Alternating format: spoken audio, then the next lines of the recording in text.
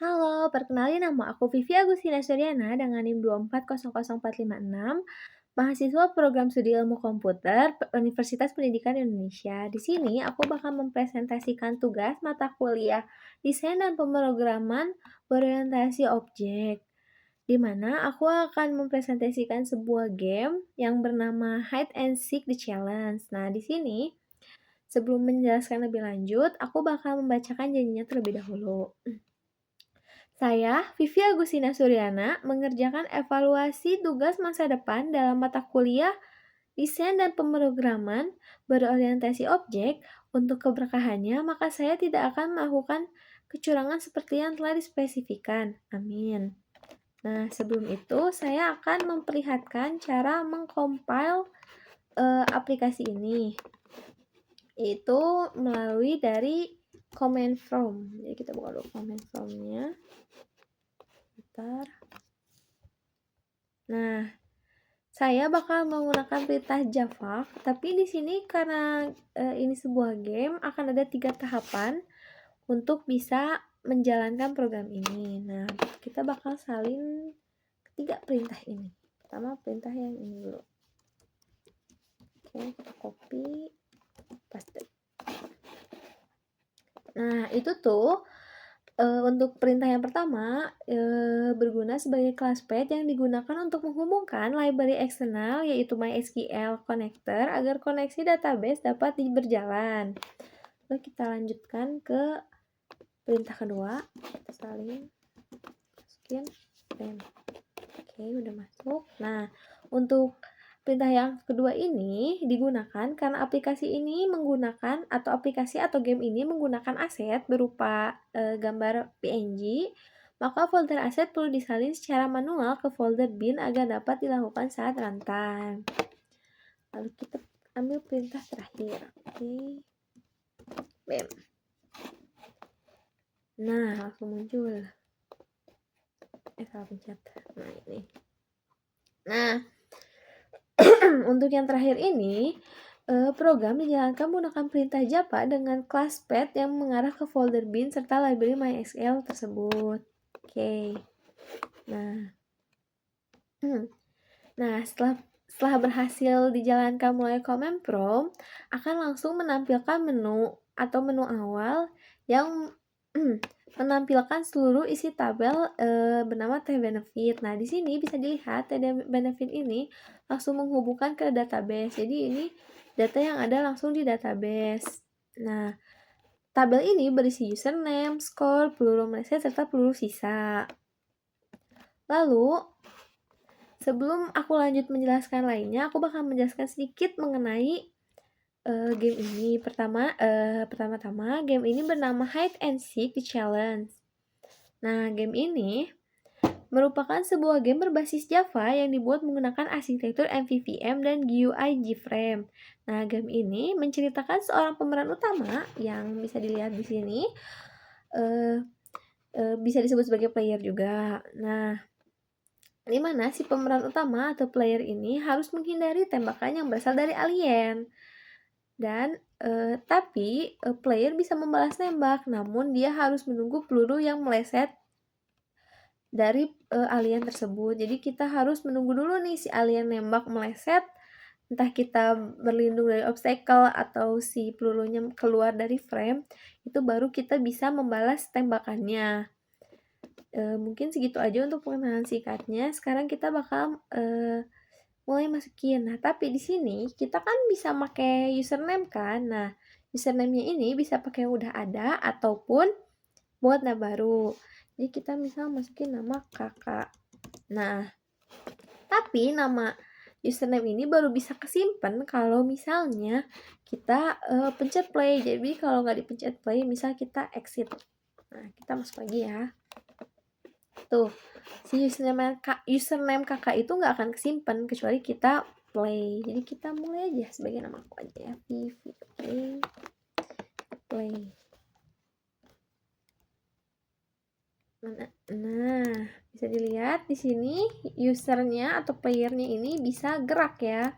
Nah, cara geraknya itu bisa menggunakan panah, yaitu ada panah ke atas yang mengarah ke atas, ke bawah yang tentunya mengarah ke bawah, lalu ke kiri, dan juga ke kanan. Nah, lalu usernya juga bisa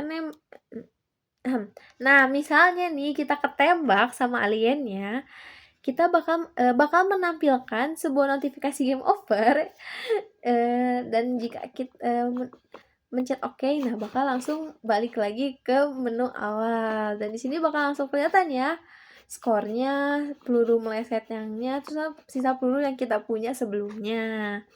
Jadi kita masuk lagi coba ya. Ganti nama Yuni, oke. Sebentar.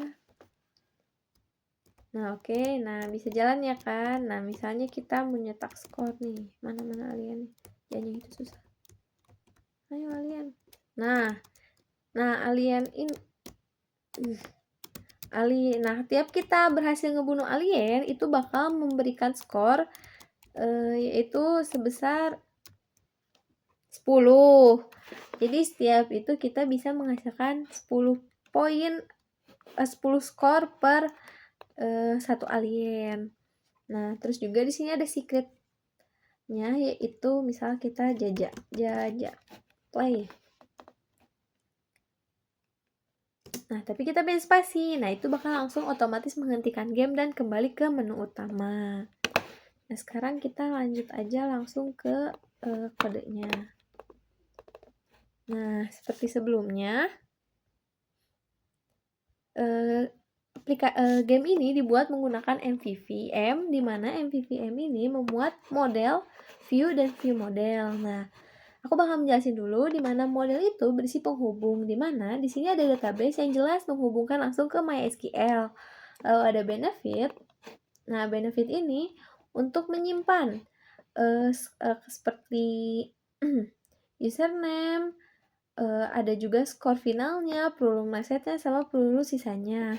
Lalu untuk benefit repository, di sini dia berfungsi sebagai penyimpan CRUD-nya. Jadi dia yang menghubungi langsung nih seluruhnya ke si database-nya. Lalu ada obstacle, di mana dia nyimpan si obstacle-nya, di mana obstacle di sini tuh dibuat secara random. Jadi setiap gamenya itu pasti beda-beda. Nah, terus kita bakal bahas ke game view-nya. Nah, game view-nya ini view-nya atau game view dan menu view ini tuh yang berhubungan langsung ke UI-nya, di mana ini tuh tempat kita load asetnya dan load game loop-nya dan sebagainya. Lalu ada game view modelnya yang berisi logiknya. Jadi di sini bakal ada logiknya kayak nih, logic alien peluru alien, logic alien spawn-nya, di mana alien spawn dari bawah gitu-gitu. Tapi kita bakal bahas game loop-nya aja. Nah, sebentar.